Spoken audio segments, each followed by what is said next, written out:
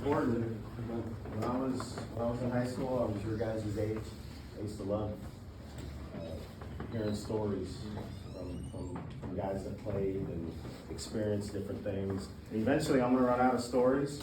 So, coaches, you other guys in the back, JT, better be ready for some stories. Okay. So here's one. So when I was 18 years old, I got drafted by the Oakland A's in the second round. Okay. Second round, got offered a lot of money to go play professional baseball. All right, 18 years old. So I thought I was big time. All right. Anybody in here think they're big time? Not one person in here. Well, now you don't raise your hand, huh? Okay, so I'll call over social media, but now you don't raise your hand. So look, I graduate from La Mirada. Like a week and a half later, I get on a plane, I fly to Phoenix, Arizona, and I'm in a hotel room, and my roommate's 24 years old, and I'm 18. Okay, so now I'm playing with men. I gotta learn how to play and compete and live on my own with a bunch of men. Not only men from the United States, but men from Puerto Rico, from the Dominican Republic, from Mexico, all over the place. All right, so 2 weeks in, you know, I'm thinking I'm a second round pick. You know, I think I'm a big time guy, right? There you go. Go. Okay, so up here, guys, up here. So I think I'm a big time guy. I'm a second round pick. I got new batting gloves. My uniform looks big time. So there was a coach by the name of Ron Plaza. Okay, Ron Plaza. He was the third base coach of the Cincinnati Reds when they were the Big Red Machine. Has anybody ever heard of the Big Red Machine in here? Okay. Pete Rose. Who else? Give me some names. Johnny Bench. Johnny Bench. These are Hall of Famers. Joe Morgan. Dave Concepcion. Pete Rose. Okay. Pete Rose has more hits than anybody in the history of baseball. So he coached these guys. All right? And he looked like he was about 95 years old. Leather skin. He smoked nonstop, non-filter cigarettes. So one day after practice, this is in Arizona in June and July. So is it cold? No. In Arizona in June and July? No. It's about 110, 108. Sometimes it would get up to 115, whatever it is, okay? So he says, Mike, after you take a shower, I lived in a hotel. He said, I want you to come to room 235 at the day's end. I need to talk to you. So I go, okay, I'll be there. So I take a shower, I hustle up, I get back to the hotel, and I walk up to the door, and it's got the little, you know in hotel rooms where you put the little latch where you can go in and out? So the door is latched. So I open it up, and it's dark. It's kind of dark in there.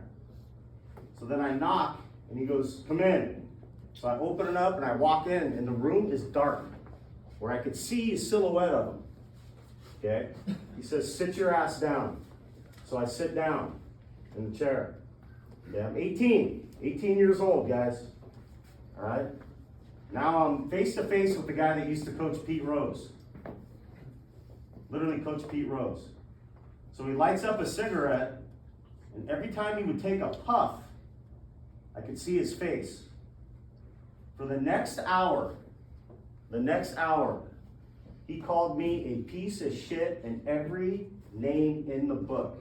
We should have never drafted you. You can't run, you can't throw, you can't hit, you're not tough enough. I have no idea why we even drafted you. And just went on and on and on. The scout that signs you is gonna get fired. You have no business playing here with us. Now there's a couple things I could have did. Okay, how would you guys have reacted to that? So as I sat there, I kind of hit a fork in the road. So I just sat in that chair and I took it. And I took it. And he just went on and on. You have no chance. We made a huge mistake. You should pay your money back, your signing bonus, get on a plane and go back home. That's what you should do. You have no chance.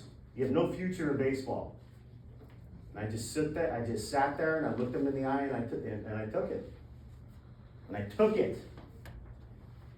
Okay? So he said, get out of here. I'll see you tomorrow. So I left, Showed up, just kept my mouth shut, and kept working. Just kept working and kept working. Literally 2 years later, I was in Medford, Oregon. Actually, I was in Boise, okay? And he became a traveling infield instructor where they would go to the different teams in the minor leagues, okay? Any of you guys know baseball in here? Nobody? Couple? Okay. So Ron Plaza, we're in Boise, and I see him, and I go, oh shit, there's Ron Plaza. So he goes, Mike, sit down. So I sit next to him. I'm now 20 years old, okay? And he says, you remember that night I called you in Scottsdale, Arizona, into my room? And I go, yes, sir. And he goes, what do you think I was doing? And I said, I have no idea, Ron, but you, Mr. Plaza, you kind of shook me up a little bit, but it pissed me off, and it made me want to work that much harder. And he goes, Mike, all I was doing was testing you. That's all I was doing. I was just testing you, seeing if you could handle it. Some guys can handle it, some guys can't. And this equates to coaching, us, coaching you guys. Okay, there's gonna be times I'm gonna be in your ass. I'm gonna challenge you. Our coaching staff is gonna challenge you. How are you gonna react? There's gonna be times in games, how are we gonna react to getting smacked in the mouth? We could be down 20, okay? Everything's great right now, right? Everything's great. Doing different things, there's stuff on social media, everybody's excited. What happens if you get smacked in the mouth and you're down 20 in the first quarter? What happens if you're up 20 in the first quarter? We gotta create a culture where every single play has a life of its own and we don't even look at the scoreboard. It's just man against man competing day in and day out, trying to get better. Don't ever think you're good enough, guys. Okay? When things are going good, we don't want to get up here. When things are going bad, we don't want to get down here. Okay? It's a marathon. It's a long season. The goal is to play 16 games. We got to stay right here. There's going to be good days, there's going to be bad days. But how are we going to react? How are we going to react if we're 3-0? Are we going to go home and listen to our parents and newspapers tell us how great we are? How are we going to react if we're 0-3? Are we going to have guys in the corner, in the locker room, talking about we shouldn't be running this scheme, we should be doing this, we should be doing that? Or are we going to focus on one play, one day, and one game at a time, no matter if we win or lose? The next play, whatever it is, all out effort on each play, then the next play, then the next play. And that's how we got to live our lives, boys, plain and simple. Okay, it's not going to be easy. There's going to be ups and downs. We got to battle through it. We have to go through adversity. We have to show up, and we have to keep working our asses off every single night. Any questions? No, coaches, we good? Good, sir. Now listen, we have a workout tonight, and then you guys are off for a ton of days. Okay? If you're a big-time guy, and I know there's guys in here that think they're big-time guys, okay? Make the guy next to you a big-time guy. Okay? Push the guy next to you. Push the guy next to you, and let's get after it tonight. And let's get somewhere. Let's compete, and let's become something special.